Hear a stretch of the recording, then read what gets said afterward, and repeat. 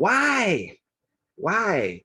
What is the reason the author wrote this selection or this passage, this poem, this play, this literary nonfiction, this persuasive, this argumentative piece, this whatever it is?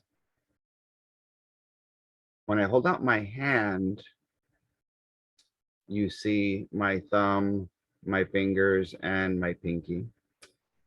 Every passage has a beginning, middle, and an end, an introduction, a body, conclusion. But the cool thing about my hand, it also has a palm. And inside my palm, which starts with a P, I want you to think of words like purpose. What's the purpose of all of this? What's the perspective? Is it a first person point of view? I, me? Is it second person you? Is it third person them? What's the purpose? Is it persuasive? Is it I informative? Is it S, a story that's either literary nonfiction, something that really happened in the past? Is it just information someone's trying to pour into my brain to inform me about something?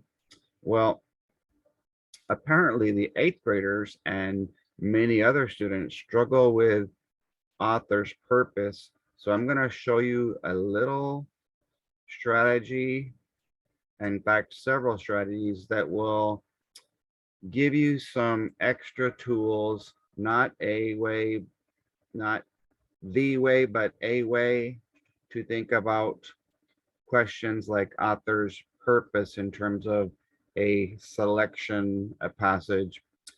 This one was number 34 on the 8th grade test.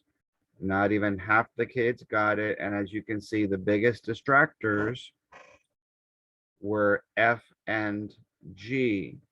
What is the reason? And we can remember the word why, but purpose, the author wrote the selection. So it wasn't just a paragraph, the topic, sentence, main idea, specific supporting sentences, and the closing sentence. It was the entire selection. So we have to kind of take a big picture of the big idea. And so when you look at the choices, letter F says to describe a unique way that people can get involved in their community. Now, description used to be one of the methods of writing that 4th and 7th grade students would have to do. There would be 5 different purposes of writing. It was descriptive, classificatory, how to, persuasive, and a story. And the difference between descriptive, which was the biggest distractor, and informative is this little drawing that I made. If you're describing something in a selection or a passage, you're appealing to someone's senses. You're going to help them see, smell, taste, hear, or be able to feel something that you're writing about. And I'm going to show you my training flyer for a second. When I offer trainings to schools, either virtual or in-person trainings, they can be with your teachers with Zoom or in person. and I have different prices there, but I want to show you that on my ELAR flyer, the reading genres that I offer are only there because those are the ones that are going to be given to your students in different grade levels: fiction, poetry, drama, literary nonfiction, informational, argumentative, and persuasive. Description is not there. So then I go kind of beyond what are some specific skills in reading for multiple choice. And then when we transition to writing next year and do a lot of open-ended, short answer, extended, the editing and revising when it's actually going to count. That's kind of the breakdown, but I wanted to focus mainly on this. If they're telling us they're not going to include description per se, what they're saying is we're not going to be as appealing as much to the senses, although that would be included in passages.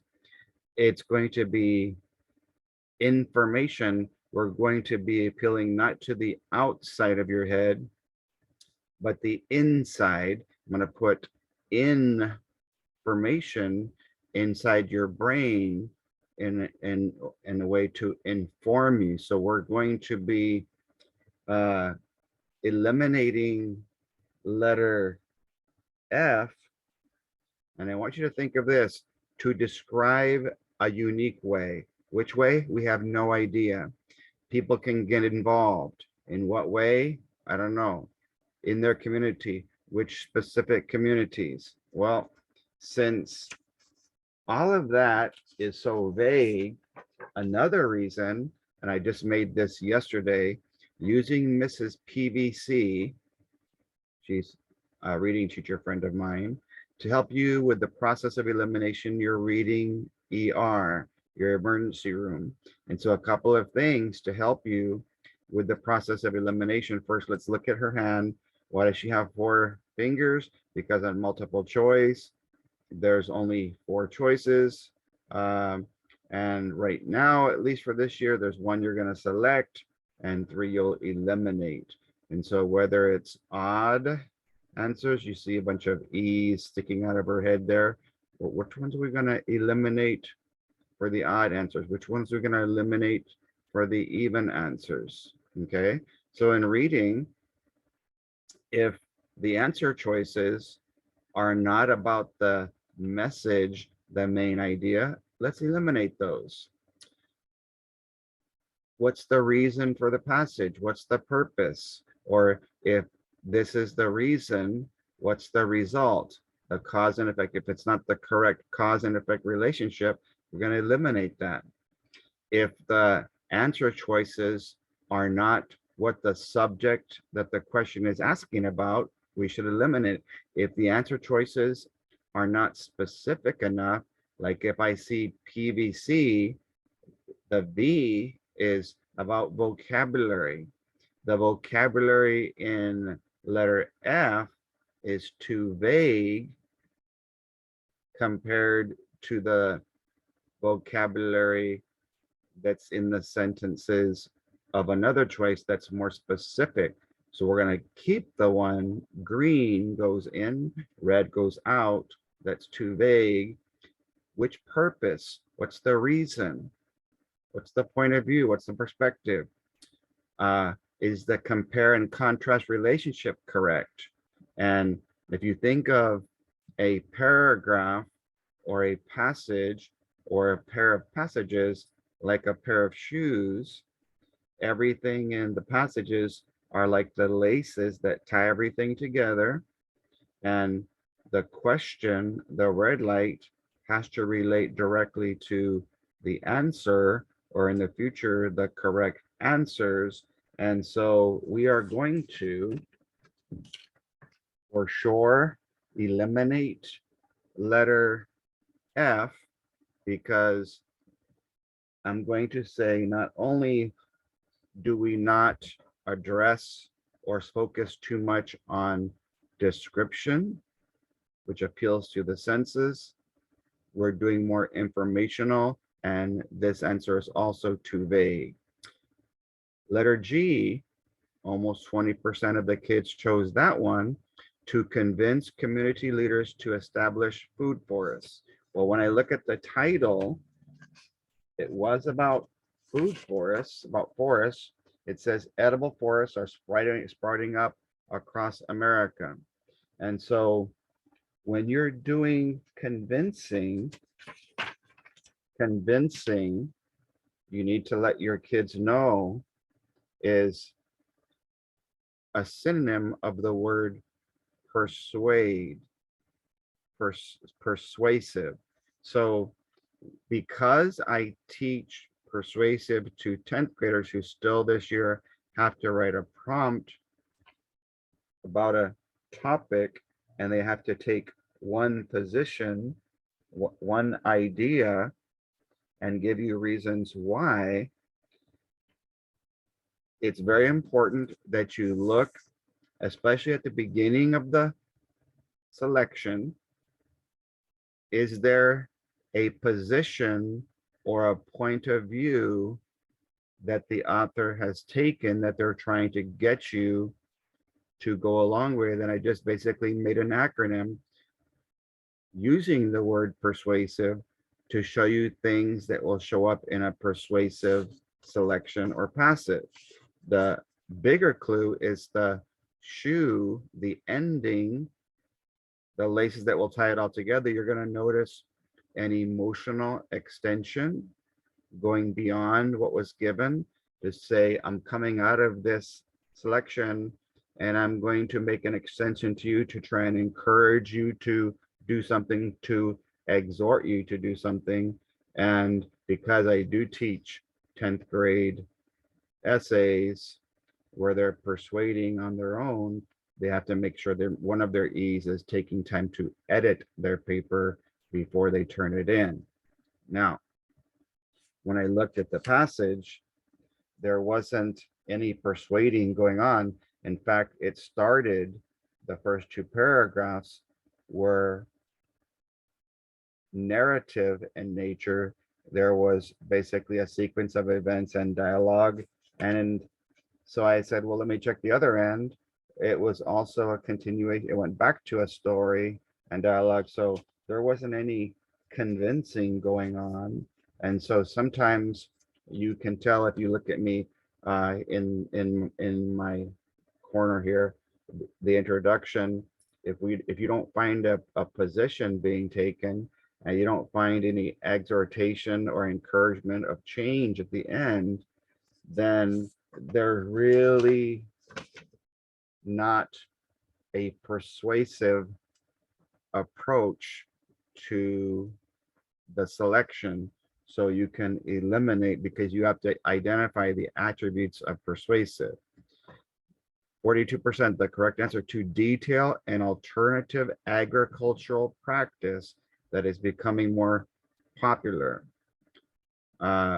Details, information is details. I call dum-dums the candy, details, and smarties the sentences. So all we had here was a bunch of details and sentences about not something vague like letter F, but something specific, an agricultural alternative, a different approach, practice that is becoming more popular. So when I looked at all the different paragraphs, I drew green arrows if they were talking about something positive, pointing up. And if there was something negative, I drew an arrow pointing down. And out of all 20 paragraphs, only 3 were negative. And that's important for 2 reasons.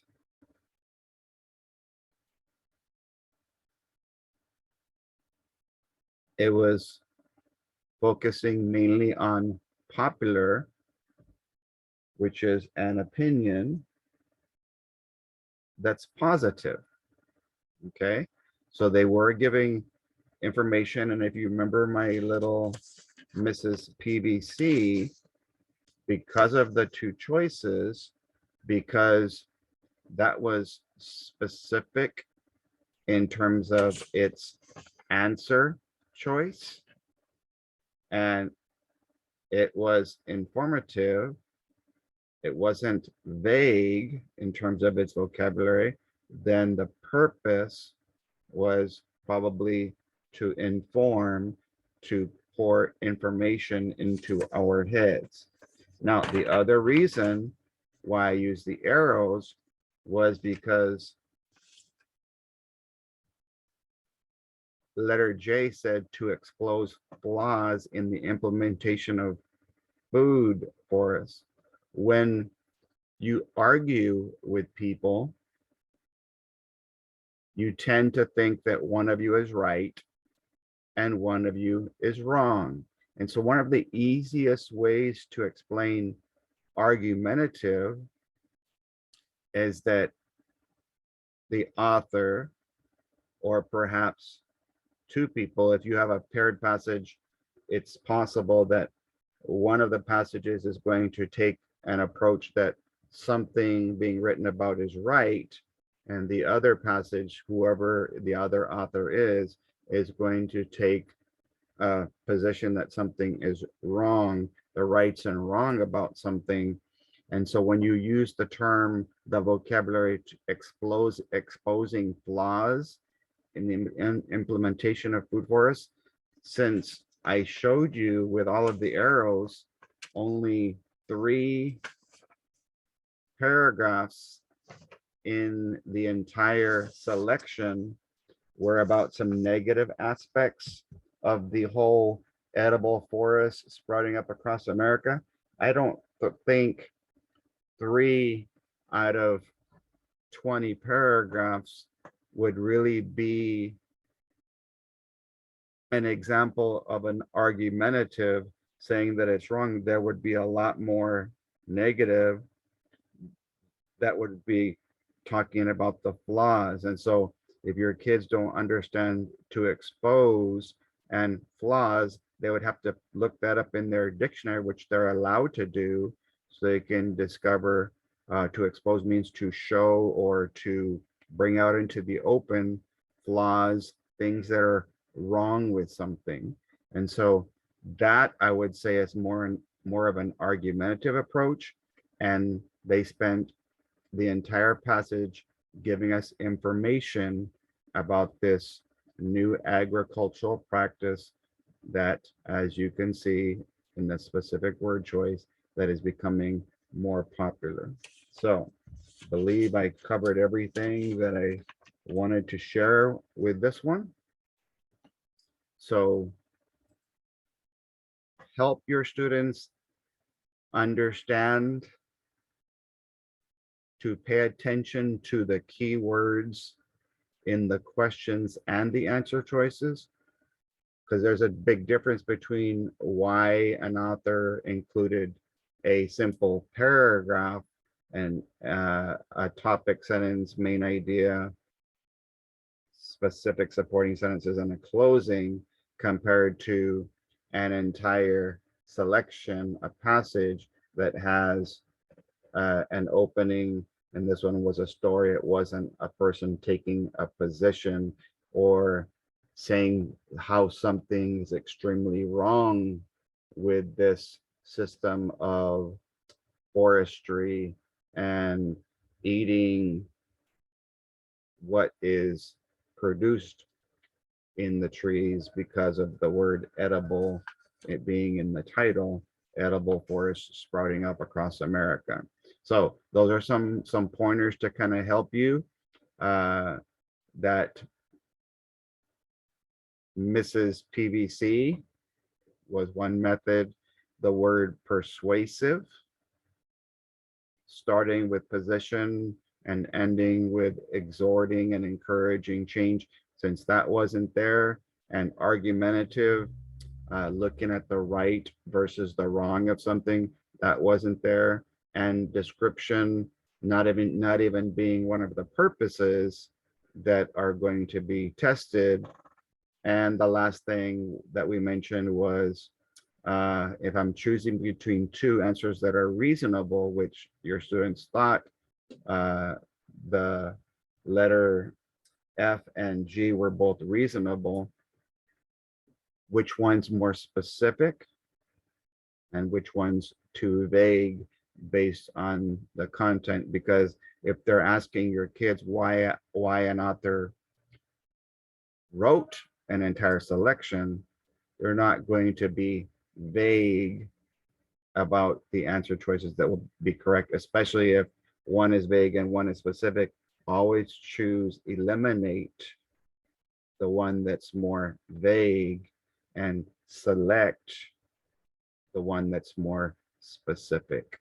So have a great weekend. Most of you will be watching. Today's Friday when I recorded this, so most of you will be watching this sometime this weekend. Do me a favor and share or tag your reading ELAR teacher friends who are trying to help kids understand the different purposes, the different genres of writing, and how to differentiate them based on their content. God bless you guys. Have a great weekend.